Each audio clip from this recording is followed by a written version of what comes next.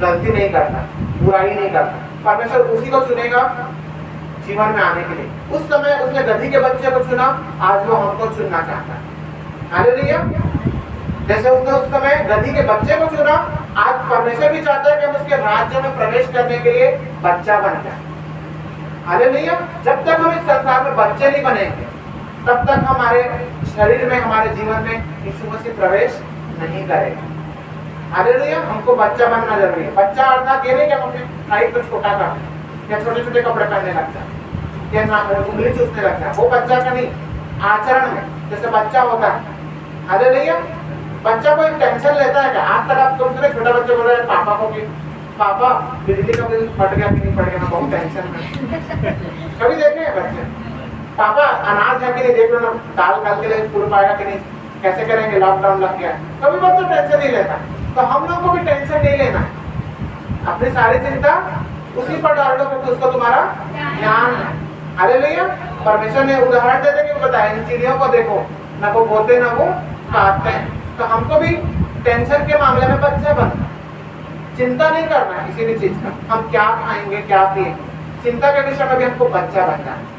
Hallelujah. एक बच्चा कभी टेंशन नहीं लेता, बिजली बिल फटा कि नहीं फटा, इस महीने पापा आपका सैलरी आया कि नहीं आया। उसको मालूम है सैलरी आया से मतलब मेरा टॉफी और चिप्स और कुरकुरे मिल जाए। हालेलुया। तो हमको भी परमेश्वर पर भरोसा रखना है। मेरा परमेश्वर मेरा पालनहार, वो मुझे पालेगा। मेरी नौकरी लगे चाहे ना लगे, मेरा आमदनी का स्रोत आए चाहे ना, वो मुझे पालना जानता है, वो मुझे भूखा प्यासा नहीं रखेगा। तुमको क्या करना है? बच्चा बनना है। यहाँ पर परमेश्वर ने उस गधी के बच्चे को क्यों चुना? क्योंकि परमेश्वर जानता था कि उस गधी के बच्चे को ही मैं इस्तेमाल करूंगा। हालेलुया। वहां पर वो गधी का बच्चा को परमेश्वर ने इस्तेमाल किया और उसी के ऊपर बैठ के यीशु मसीह यरूशलेम में प्रवेश किया। तो पहला उदाहरण हमने देखा, यरूशलेम में विजय प्रवेश के लिए परमेश्वर यीशु मसीह ने किसको चुना? गधी के बच्चे। हालेलुया। आइए हम दूसरा उदाहरण देखते हैं, कहीं गधी को ऐसे इस्तेमाल किया क्या परमेश्वर? यद्यपि गधी एक मूर्ख, एक छोटा, एक निम्न वर्ग का समझा जाता है शब्द, लेकिन क्या परमेश्वर उसको चुनता है ऐसे लोगों को? आइए हम इसको देखते हैं। आप एक वचन को और निकाल लीजिएगा, न्यायों 15 का 14। न्यायों 15 का 14।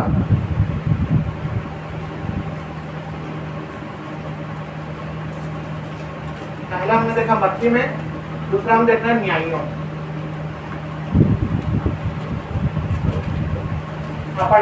न्यायों 15 अध्याय को 14 से 16। वह नहीं जब आ गया तो फरिश्ती उसको देखकर ललकारने लगे। तब यहोवा का आत्मा उस पर बल से उतरा और उसकी बाहों की रस्सियां आग से जले हुए सन के समान हो गई। ये कहाँ की घटना है? इजराइल की घटना है। हालेलुया। उस समय इजराइल में फलिस्ती लोग बार बार आक्रमण करते थे। फलिस्ती लोग उस समय बहुत हाईटेक हुआ करते थे, बहुत बलशाली हुआ करते थे। वहीं का तो वो भी था कौन? गोलियत। ये गोलियत के समय की बात नहीं है, ये शिमशोन के समय की बात है। शिमशोन का समय दाऊद के और बहुत पहले का घटना है। हालेलुया। उस समय में क्या हो रहा था? बार बार फलिस्ती लोग इजराइलियों को परेशान कर रहे थे, उनको ललकार रहे थे। तो परमेश्वर ने अपने एक दास को चुना था जिसका नाम था शिमशोन, जिसके बहुत लंबे बाल, जिसको कई बार संडे स्कूल में हम पूछ चुके हैं, सुन चुके हैं। हालेलुया। उसके जटा में ही सामर्थ्य दिया था परमेश्वर। और उसके माता पिता को, जब वो पैदा भी नहीं हुआ था तब से भी उसने एक आज्ञा दे दिया था उसके माता पिता को कि अपने बालक का कभी भी बाल को नहीं काटना, ये आज्ञा दिया था। और दूसरा, वो कभी शराब ना पीने पाए, ये 2 आज्ञा दिया था। और उन्हीं दोनों काम को उतार भी डाला था।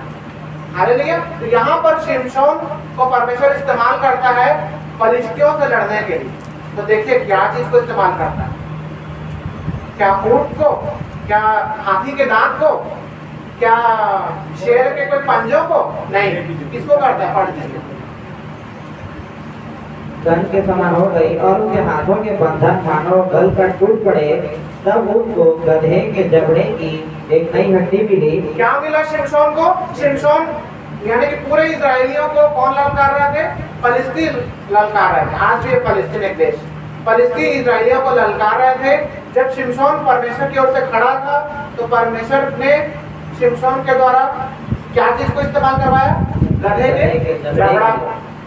वो जीवित भी नहीं है गधा, उसका जबड़ा पड़ा हुआ, जबड़ा मतलब ये मैंडिबल, इंग्लिश में बोलते हैं मैंडिबल, ये जबड़ा, ये सिर्फ ये वाली हड्डी, गधे की हड्डी, जबड़े की हड्डी जमीन में पड़ा हुआ था, जस्ट ऐसे सूखा पड़ा हुआ था, न जाने कितने दिन पहले वो गधा मर भी गया होगा। उस मरे हुए का सारा मांस को ठाड़ा करके कौवे चील लो, उसका सिर्फ जबड़ा बस बचा हुआ था, गधी का जबड़ा बस बचा हुआ था जो जमीन में पड़ा हुआ था, सूखा हड्डी। उस सूखा हड्डी को परमेश्वर कैसे इस्तेमाल कराया? क्या लिखा वहां पर? गधे के जबड़े की एक नई हड्डी मिली। शिमशोन जब जा रहा था और सोच रहा था मैं इन फलिस्तियों से कैसे लड़ूं, कैसे ये ललकारने वाले फलिस्तियों को मात दूं, कैसे इनको हरा दूं, कैसे अपने इजराइल की रक्षा करूं, तो वो चलते चलते मार्ग में देखा कि गधे के जबड़े का हड्डी पड़ा हुआ है। फिर और उसने हाथ बढ़ाकर उसे ले लिया, उसने हाथ बढ़ाया, कमर झुकाया, उस जबड़े की हड्डी को उठाया, गधे के जबड़े का जो हड्डी था रास्ते में पड़ा था उसको उठाया, किसने? शिमशोन ने। और उसने 1000 पुरुषों को मार डाला। Hallelujah, hallelujah. 1000 पुरुष। सोचिए, एक मरे हुए गधे के जबड़े की हड्डी की ताकत, 1000 फलिस्ती जो बहुत ही विशाल वीर थे, भयानक थे। हालेलुया। ऐसे ही लोगों को किसी मनुष्य ने नहीं, एक जानवर के एक छोटे से हड्डी जो सूखा पड़ा हुआ है उसको मारा था। हालेलुया। दूसरा उदाहरण हम देखा न्यायियों में। हालेलुया। तो देखिए, जब उस मरे हुए गधे के जबड़ा का हड्डी इतना सामर्थ्य हो सकता है, तो हम तो आज जीवित पालतू गधे हैं, हम लोग कितना सामर्थ्य बन सकते हैं। आज वो परिस्थिति कौन है? कोई मनुष्य नहीं, शैतान और उसके कार्य। शैतान और उसके कार्य को हराने के लिए हम हमारी हड्डियां ही काफी। हालेलुया। हम भले मरे हुए से लगते हैं, लोग भले कहते हैं तुमको हम समाज से निकालते हैं, आज से हमारे लिए तुम मर गए, कह देते हैं ऐसे, लेकिन उनके नजर में भले हम मरे हुए हैं, मर चुके हैं, लेकिन हमारे में इतनी सामर्थ्य देखिए, जिस प्रकार उस पड़ा हुआ हड्डी में इतनी सामर्थ्य कि उससे 1000 फलिस्ती मर गए, उसी प्रकार हम में भी इतनी सामर्थ्य परमेश्वर देता है कि हम भले औरों के नजर में मुर्दे कहलाते हैं, मरे हुए कहलाते हैं, समाज से अलग किए हुए कहलाते हैं, लेकिन परमेश्वर में इतनी सामर्थ्य देता है कि हम 1000, 1 लाख, 1 करोड़ भी दुष्ट आत्माओं को हटा सकते हैं, भगा सकते हैं। हालेलुया। हमें परमेश्वर इतनी सामर्थ्य, इसलिए परमेश्वर ने यरूशलेम प्रवेश के लिए किसका इस्तेमाल किया? गधी के बच्चे। पहला उदाहरण हमने देखा, स्वयं यीशु मसीह ने किसका इस्तेमाल किया? गधी के बच्चे का, यरूशलेम प्रवेश। दूसरा हमने देखा शिमशोन, जो इजरायलियों की ओर से लड़ने के लिए गया था फलिस्तियों से, लेकिन उसको ना तो शिमशोन को तलवार चलाना पड़ा, ना तो चाकू चलाना पड़ा, ना तो भाला चलाना पड़ा, ना तो तीर चलाना पड़ा, ना उसको हाथ का उपयोग करना पड़ा, ना उसको पैर लात घुसे मारना पड़ा, ना तो उसको गोलियत के समान पत्थर मारना पड़ा, लेकिन उसको क्या चीज का इस्तेमाल किया? मरे हुए गधे के जबड़े के हड्डी जो सूखा पड़ा था, बंजर पड़ा था, भूमि में कई दिन से सड़ा हुआ पड़ा था, लोगों के नजर में वो कोई उपयोग में नहीं आता, लेकिन उसी एक हड्डी को उठा के उसने 1000 फलिस्ती को मार दिया। देखिए, एक गधी के सामर्थ्य। हालेलुया। यद्यपि गधी को लोग सोचते हैं कि कोई काम करे, लेकिन देखिए कितने काम का है परमेश्वर। हालेलुया। आइए हम तीसरा और अंतिम उदाहरण को देखते हैं, जहां पर गधी का वर्णन आया है। आइए हम पढ़ते हैं गिनती 22 का 21। गिनती 22 का 21।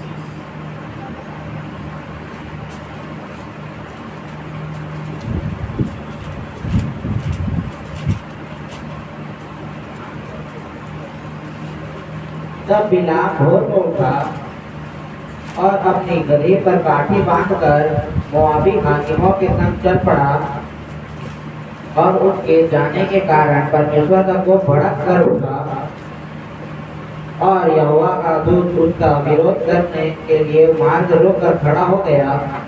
वह अपनी गदही पर सवार होकर जा रहा था, और उसके संग उसके 2 सेवक भी थे। ठीक है, बस मैं इसका बैकग्राउंड बता देता हूँ, क्योंकि पूरा अध्याय को पढ़वाऊंगा तो टाइम भी ज्यादा लगेगा। आपको इसका बैकग्राउंड ऐसे बता देता हूँ मैं। जब इजरायली लोग मिस्र से निकले थे और कहाँ जा रहे थे? कनान की ओर जा रहे थे। हालेलुया। मिस्र से की गुलामी से इजरायली लोग छूट के मूसा के अगुवाई में कहाँ जा रहे थे? कनान देश की ओर जा रहे थे। भीड़, उस भीड़ में जाते समय इजराइल में पहले से जो राजा मौजूद थे, उसका नाम क्या था? वहां पर रास्ते में एक राजा मिला था, उसका नाम था, ये बिलाम के समय की बात कर रहा हूं, बालाक, है ना? बालक नहीं, बालाक, बालाक राजा। तो बालाक राजा ना बहुत डर गया था, क्योंकि चर्चा पहले से सुन लिया था इजराइल में। बालाक वहां का राजा था। बालाक ने सुना था चर्चा कि मिस्र में इनके देवी देवता कुछ नहीं कर पाए।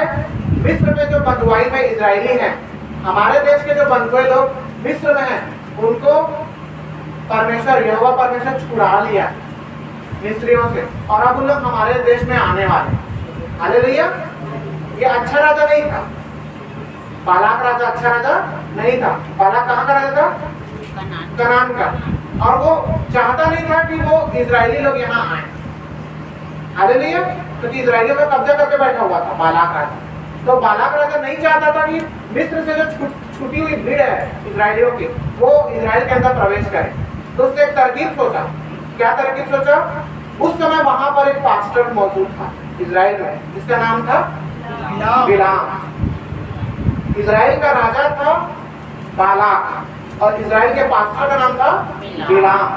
तो जब वहां के राजा को यह मालूम हुआ, जब इजराइल के राजा बालाक को यह मालूम हुआ कि इजरायलियों की भीड़ मूसा की अगुवाई में हमारे देश में प्रवेश करने वाले हैं, मिस्र से छूट चुके हैं और हमारे देश में प्रवेश करने वाले हैं, तो इसने एक तरकीब सोचा।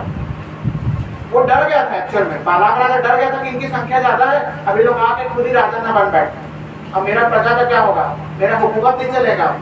तो उसने एक तरकीब सोचा। बालाक राजा ये जानता था कि बिलाम नाम का एक पास्टर हमारे देश में मौजूद है, तो उसने इसको रिक्वेस्ट किया, अपने नौकरों को भेजा, बालाक राजा ने इसके पास, इस पास्टर के पास भेजा और रिक्वेस्ट किया बिलाम से कि तू एक काम कर, तू उनको श्राप दे। किनको श्राप दे? जो इजरायलियों की भीड़ मिस्र से आ रही है, उनको श्राप दे कि वो मर जाए, ताकि लोग यहाँ प्रवेश न करें और उन लोग हमारे देश में चढ़ाई न करे और नई राजा बना रहा। हालेलुया। ऐसा जब होता है तो पहले तो वो मना कर देता है। पहली बार जब ये संदेश बिलाम पास्टर साहब के पास पहुंचता है कि हे बिलाम पास्टर साहब, जय मसीह, राजा के ओर से हम आए हैं, राजा का यह विनती है आपसे कि आप आने वाले इजरायलियों को श्राप दें। पहले तो ये पास्टर साहब ने मना कर दिया, मैं श्राप नहीं दूंगा, क्योंकि मैं परमेश्वर का भक्त जन हूँ, इजरायली लोग परमेश्वर की प्रजा है, मैं उनको श्राप नहीं दूंगा। फिर राजा को जब पता चला कि मना कर दिया, पास्टर मना कर दिया श्राप देने, तो फिर दोबारा और तिबारा, यानी कि 3 बार बार बार अपने दासों को भेजता है राजा। किसके पास? बिलाम के पास, कि तू एक काम कर, उनको श्राप दे। एक काम कर, चल ज्यादा नहीं, कम लोग को श्राप दे, जा तो मेरे महल में आते का।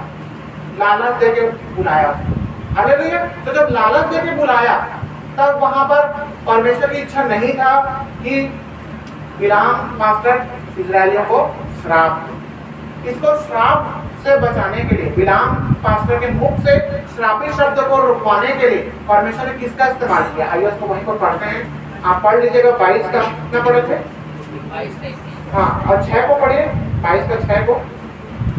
इसलिए आप उन लोगों को मेरे निमित्त श्राप दे। हाँ, ये बार बार वहां पर चाह रहा था, बालाक राजा बार बार चाह रहा था कि इजरायलियों को ये पास्टर श्राप दे, क्योंकि बालाक राजा ये जानता था कि बिलाम जो मुंह से बोलेगा वही हो जाएगा, पास्टर के मुख से जो भी निकलेगा वो हो जाएगा। अगर ये बिलाम पास्टर निकाल देगा अपने मुंह से श्राप के शब्द उनके लिए, यहूदियों के लिए, इजरायलियों के, तो वास्तव में वो मर जाएंगे। ये जानता था राजा, इसलिए उसने बार बार रिक्वेस्ट किया। और 12 को पढ़ लीजिए। परमेश्वर ने बिलाम से कहा, हाँ, तू इनके संग मत जा। देखिए, पहली बार जब राजा का नौकर उसके पास पहुंचा, किसके पास? बिलाम पास्टर के पास, तो परमेश्वर ने उससे रिक्वेस्ट किया, क्या? तू इनके संग मत जा, तो इनके साथ मत जा, उन लोगों को श्राप मत दे। मत दे मेरे लोगों को श्राप, वो मेरे लोग हैं, जो इस देश में आने वाले को मेरे लोग हैं, उनको श्राप मत दे। और क्योंकि वे आशीष के भागी हो चुके हैं। हालेलुया। जो शैतान के चंगुल से, जो मिस्र से छुड़ाया गया है, वो आशीष का भागी हो चुका है। आज हम भी संसार से छुड़ाए जा चुके हैं, हम आशीष के भागी हो चुके हैं। तो हम भी अपने मुंह से श्राप के शब्द न निकाले। कितने बार पास्टर साहब ने संदेश को अपडेट दे चुके हैं। हमको अपने मुंह से बुराई नहीं करना है। कौन क्या करता है वो परमेश्वर जान रहा है, उसका लेखा परमेश्वर लेगा। हम कौन होते हैं उसका न्याय करने वाले? हम उसका सुधि लेने वाले या उसके बारे में चर्चा करने वाले कौन? हमको अपने मुंह से किसी की बुराई नहीं करना। यदि सामने से कोई गलत भी कर रहा है तो उस गलत करने वाले व्यक्ति के सामने उसको बताना है जरूर कि भाई आप ये गलत कर रहा है, लेकिन उसकी चर्चा दूसरे से नहीं करना कि पता है वो भाई गलत कर रहा है। दूसरे से हम करेंगे ना तो वो बुराई करना है। हालेलुया। तो ये दूसरे की बुराई करना भी श्राप देने के बराबर है। या फिर कोई प्रभु में नहीं आ रहा है तो भी हम उससे चिढ़ के एकदम उसके श्राप मत दें कि देखना वो चर्च नहीं आ रहा ना, देखना आने वाला समय में प्रभु अपने आप उसको दंड देगा। ऐसा बोल के हम उसके लिए श्राप कमा रहे हैं, हम उसके लिए अपने मुंह से श्राप की बात नहीं कर रहे। तो परमेश्वर भी नहीं चाहता था कि बिलाम पास्टर वहां पर या इजराइलियों को श्राप दे, इसलिए उसने मना किया परमेश्वर ने कि तुमको श्राप ना दे। 21 से पढ़ दीजिए वहीं पर। तब बिलाम भोर को उठा हाँ, और अपनी गदही पर काठी बांधकर देखिए यहाँ पर फिर गदही का उपयोग होने वाला है। परमेश्वर ने उसको साफ साफ डायरेक्ट दर्शन देके मना किया था इनको, बिलाम पास्टर साहब, कि आप इजराइलियों को श्राप नहीं दें। राजा क्या कहता है मत ध्यान दीजिए, राजा आपका कुछ नहीं बिगाड़ सकता, चिंता मत कीजिए। राजा से बचाने का काम मेरा है, लेकिन आप उसके बहकावे में मत आइए, क्योंकि राजा उसको लालच दिला रहा था, मैं तुझे धन दूंगा, संपत्ति दूंगा, सोना चांदी भेड़ बकरी दूंगा, एक काम कर, तू मेरा वैसे एक काम कर दे, इजराइलियों को श्राप दे। लालच दिला दिला के वो उसको अपने घेरे में लेना चाह रहा था, लेकिन परमेश्वर बिलाम को रोक रहा था कि तुमको श्राप मत दे। लेकिन बाद में क्या होता है, शैतान उसके मन में समा जाता है, वो बोलता है ठीक है श्राप नहीं देता, लेकिन जाके एक बार महल में मिल तो लेता हूँ राजा से, डायरेक्ट बोल के देखता हूँ। तब वो रास्ते में जाता है, तब परमेश्वर चाहता था कि वो राजा के महल में जाए, नहीं। हालेलुया। तो वहां पर जब वो जाता है तो परमेश्वर उसको रोकता है कि तू मत जा, वहां राजा के महल भी मत जाओ, श्राप को मत बोलना। रोकने के लिए वो किसका उपयोग करते हैं, वहां पर गधे का वर्णन आया फिर से। हाँ, पढ़ लीजिए उसको। और उसके जाने के कारण परमेश्वर का कोप भड़कर उठा और यहोवा का दूत उसका विरोध करने के लिए मार्ग रोक कर खड़ा हो गया। हालेलुया। वहां पर बिलाम पास्टर राजा के महल में किसके ऊपर चढ़ के जा रहा था, गधी के ऊपर। बिलाम पास्टर साहब राजा के महल किसके ऊपर चढ़ के जा रहे थे, गधी के ऊपर। उस गधी के सामने में कौन खड़ा हो गया, स्वर्गदूत। स्वर्गदूत खड़े हो गए। क्यों खड़े हो गए, रोकने के लिए कि आप महल में मत जाओ, आप बुराई के रास्ते में मत जाओ, गलत रास्ते में मत जाओ। उसके बाद वह अपनी गधी पर सवार होकर जा रहा था। हाँ, वो तो अपने गधे पर सवार होकर जा रहा था और उसको गधी बस दिख रही थी और सामने का वो राजा का महल दिख रहा था। और उसके संग उसके 2 सेवक भी थे। हाँ, और उस गधी को हाँ? यहोवा का दूत हाथ में नंगी तलवार लिए हुए मार्ग में खड़ा दिखाई पड़ा। हाँ, गधी जब जा रही थी अपने ऊपर किसको लेके, बिलाम पास्टर को लेके, तो गधी के सामने कौन खड़ा हो गया, स्वर्गदूत। क्या लिए हुए, नंगी तलवार लिए हुए खड़ा हो गया। उसके बाद तब गधी मार्ग छोड़कर खेत में चली गई। हालेलुया। उस तलवार लिए हुए स्वर्गदूत को देखकर गधी क्या हो गई, अपने रास्ता को रोक ली।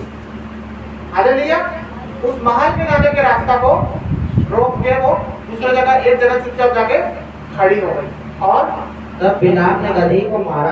हाँ, ऐसा देखकर बिलाम को बहुत गुस्सा आया, बिलाम पास्टर को बहुत गुस्सा आया और उसने छड़ी ली और क्या किया, गधी को मारा। गधी को मारा कि मेरे को तू बिठाई है तो मेरे को जहां मैं बोल रहा हूं वहां लेके तो चल, क्यों तू मेरे रास्ते में अड़ंगा डाल गई, क्यों तू आगे नहीं चल रही है, क्यों तू चुपचाप जाके किनारे में जाके खड़ी हो गई। उसने उसको चाबुक से मारना चालू कर दिया गधी को। हाँ, और कि वह मार्ग पर फिर आ जाए। हाँ, तब यहोवा का दूत बाग की बारियां के बीच की गली में, हाँ? जिसके दोनों ओर बारी की दीवार थी, खड़ा हुआ। हाँ, यहोवा के दूत को देखकर गधी दीवार से ऐसी सट गई हाँ? कि बिलाम का पांव दीवार से दब गया। हाँ। तब उसने उसको फिर मारा। हालेलुया। देखिए, गधी ना सिर्फ अपने मार्ग को त्याग दी, छोड़ दी, जाने से अपने आप को रोक ली, वरन बिलाम को भी रोकी। हालेलुया। न सिर्फ वो राजा के महल में खुद अपने कदम को रोक ली, बल्कि बिलाम पास्टर को भी रोक रही है। वहां पर लिखा है ना, क्या किया उसने, दीवार से सट के उसके पांव को दबा दी। किसने, गधी ने। गधी ने पास्टर के पांव को दबा दी कि बिलाम भी मत जा पाया, अकेले पैदल भी मत जा पाया। आज हमको भी यही करना है, वही गधी बनना है। राजा के महल में जाने का उद्देश्य क्या था, इजरायलियों को श्राप देना। हम भी अपने कदम को श्राप देने से रोके, हम ऐसा मुंह से कोई बुराई का काम ना निकाले, बुरी बात ना निकाले, खुद भी अपने आप को रोकना है, औरों को भी रोकना है। हालेलुया। अपने बच्चों को सिखाना है, अपने पड़ोसियों को सिखाना है, अपने नाते रिश्तेदार को सिखाना है बुराई से रोकने के लिए। जिस प्रकार उस गधी को परमेश्वर ने इस्तेमाल किया, अब वो गधी खुद भी रुक गई और बिलाम पास्टर को भी रोकने लग गए। हालेलुया। उस गधी को दिख रहा था वो स्वर्गदूत, लेकिन बिलाम को नहीं दिख रहा स्वर्गदूत। हालेलुया। बिलाम जैसा नम्र बनेंगे तब आपको परमेश्वर दिखेगा। हालेलुया। अपने आप को नम्र बनाएंगे, दीन बनाएंगे, अपने स्वामी के अधीन रहेंगे। गधा अपने स्वामी के अधीन रहता है। हालेलुया। तो यदि हम भी अपने स्वामी अर्थात यीशु मसीह के अधीन रहेंगे तो परमेश्वर हमको दर्शन देगा, अपने दर्शन की बातों को दिखाएगा, अपने दर्शन की बातों को बताएगा। जिस प्रकार गधी देख पा रहा था स्वर्गदूत को, लेकिन बिलाम नहीं देख पा रहा, वो गलत मार्ग में जा रहा था। उसी प्रकार आज यदि हम उस गधी के समान बनेंगे तो परमेश्वर भी हमको मार्ग दिखाएगा, सत्य का मार्ग दिखाएगा, सही मार्ग को दिखाएगा। लेकिन अगर हम गलत रास्ते में जाएंगे तो परमेश्वर गधी को इस्तेमाल करेगा, जिसको लोग तुच्छ समझते हैं उसको इस्तेमाल करेगा।